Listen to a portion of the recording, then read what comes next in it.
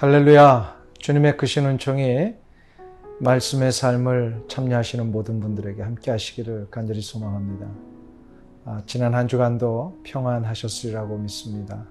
또 이 한 주간도 하나님의 말씀 가운데 힘과 능력을 얻으시고 승리하시는 여러분들 되시기를 간절히 소망합니다.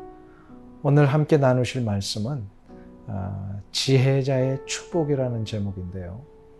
오늘 잠언 8장 1절에서부터 11절까지의 말씀이 그 내용입니다.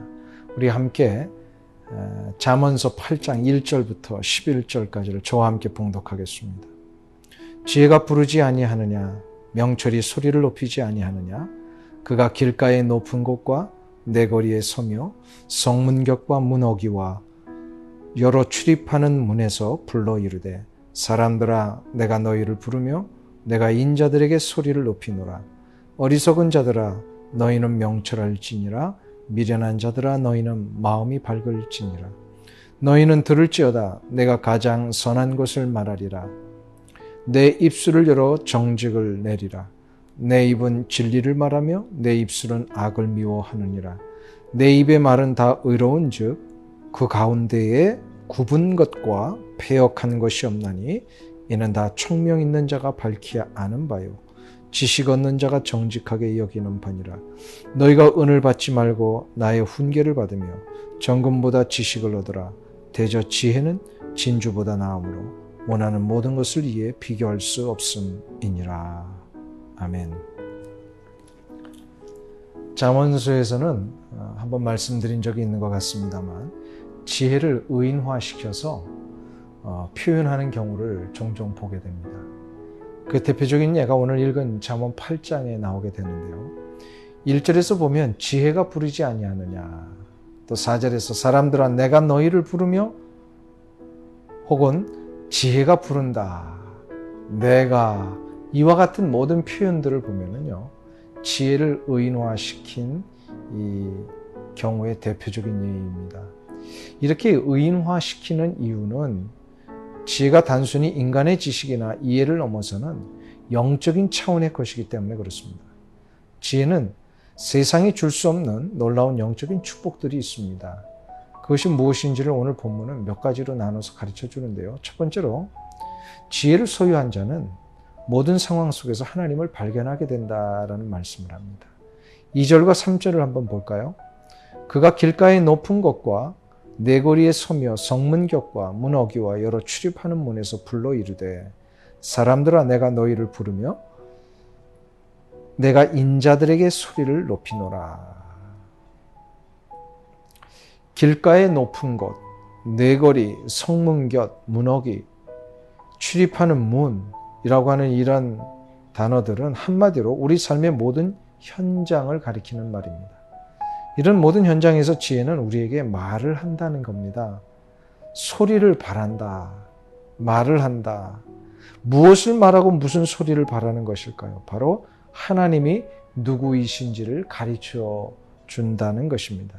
지혜는 하나님을 알게 하는 능력이라고 했습니다. 하나님께서는 하나님이 누구이신지를 알려주시는 계시를 온 우주에 가득 넣어주셨습니다.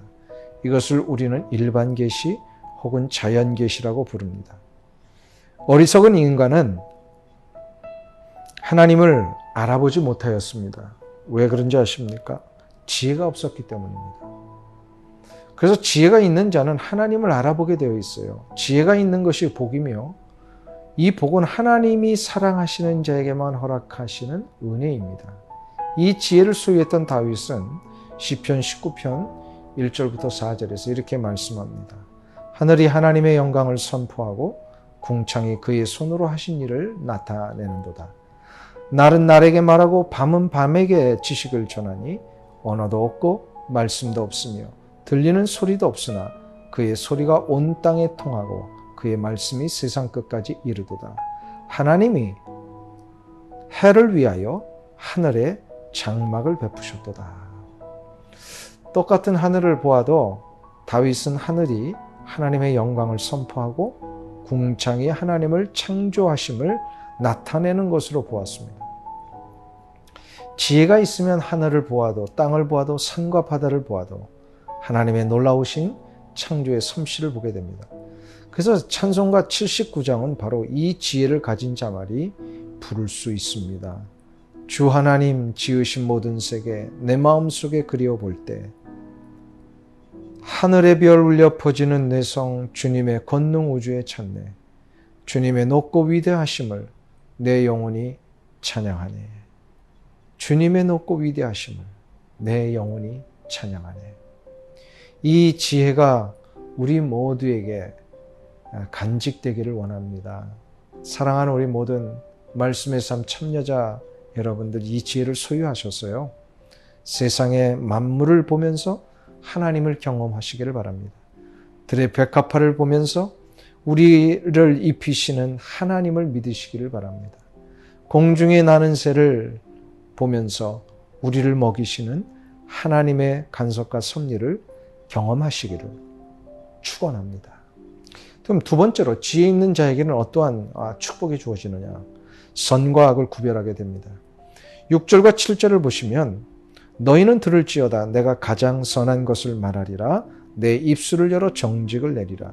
내 입은 진리를 말하며 내 입술은 악을 미워하느니라. 지혜를 소유한 자는 참된 진리와 의로움이 무엇인지, 불의와 악이 무엇인지를 분별하게 됩니다. 지혜는 하나님을 아는 능력이라면 명철 혹은 총명은 분별하는 능력입니다. 지혜가 있는 자는 총명의 능력을 얻습니다. 그래서 내 삶 속에서 일어나는 수많은 일들 가운데 하나님이 원하시는 진리의 기준 속에 부합한 것인지 아닌지를 분별할 수 있습니다. 우리의 삶은 예전보다 더 복잡해졌습니다. 삶의 기준들이 너무 다양해졌습니다.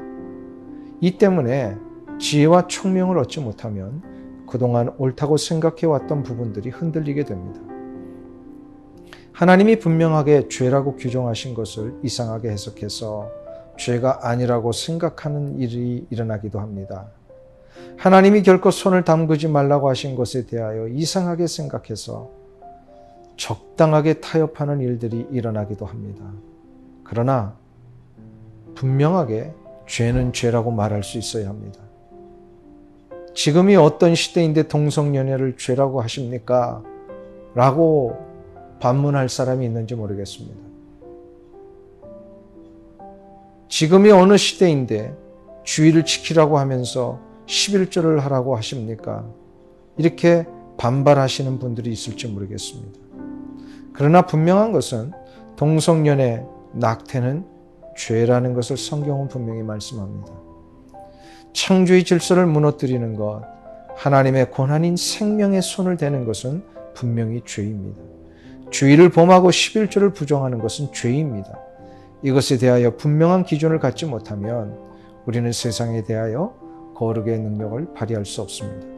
이런 기준 앞에 흔들리지 않고 분명하고도 선명한 기준을 가지기 위해서는 지혜와 총명을 소유해야 합니다. 지혜와 총명을 소유한다는 것은 머리 좋은 사람, 스마트한 사람이 된다는 것 이상의 의미입니다. 우리의 삶의 가치와 기준을 업그레이드하는 것입니다. 생명의 능력을 소유하게 하는 것입니다. 하나님이 기뻐하시는 영적인 분별력을 갖게 하는 것입니다. 사랑하는 성도님 여러분, 지혜와 총명을 소유하시기를 바랍니다. 그래서 여러분의 삶의 현장에 일어나고 있는 크고 작은 일들을 하나님이 기뻐하시는 쪽으로 결정하고 나아가시기를 간절히 축원합니다. 그럼 마지막 세 번째로 지혜가 우리에게 주시는 축복은 뭔가? 우리로 하여금 지혜는 인생의 진정으로 귀중한 것이 무엇인지를 알게 합니다. 10절과 11절에 보시면 너희가 은을 받지 말고 나의 훈계를 받으며 정금보다 지식을 얻으라. 대저 지혜는 진주보다 나음으로 원하는 모든 것을 이에 비교할 수 없음이니라. 은, 정금, 지혜, 이 모든 이야기는 이 세상에서 가장 귀중하다는 평가를 받는 것들입니다. 그러나 은, 정금 같은 것들은 물질에 불과합니다. 우리의 삶의 진정한 부요는 바로 우리의 영혼이 생명의 역사를 누리는 것이 있습니다. 은과 정금과 진주는 우리의 영혼의 부요함을 위한 도구는 될 수 없어도 그리고 그 자체가 목적이 될 수는 없습니다. 이것을 알아야 인생의 우선순위를 정할 수 있습니다. 여러분의 삶에 가장 중요한 것이 무엇입니까? 나의 인생에 가장 중요한 것은 바로 생명입니다. 생명을 보장받고 생명의 역사를 누리며 생명의 부요함을 잃지 않고 사는 것입니다. 생명을 보장받고 생명의 역사를 누리며 생명의 부요함을 잃지 않기 위한 일이 우리의 삶에 가장 중요한 우선순위가 될 때 그는 분명 인생의 기쁨과 행복을 잃지 않을 것입니다. 이것을 위해서는 지혜를 소유해야 합니다. 지혜만이 우리로 하여금 인생의 가장 중요한 것에 눈을 뜨게 합니다. 생명보다 귀한 것은 없습니다. 이 생명이 우리에게는 이 세상의 삶으로만 끝나는 것이 아니라 저 영원한 하나님의 나라에서 영원토록 유지된다는 것을 믿으시기를 바랍니다. 이것을 믿게 하고 바라보게 하며 소망하게 하는 능력이 바로 지혜입니다. 이 지혜를 소유하셔서 인생의 참된 우선순위를 놓치지 마시고 살아가시는 여러분들이 되시기를 간절히 주의 이름으로 축원합니다. 감사합니다.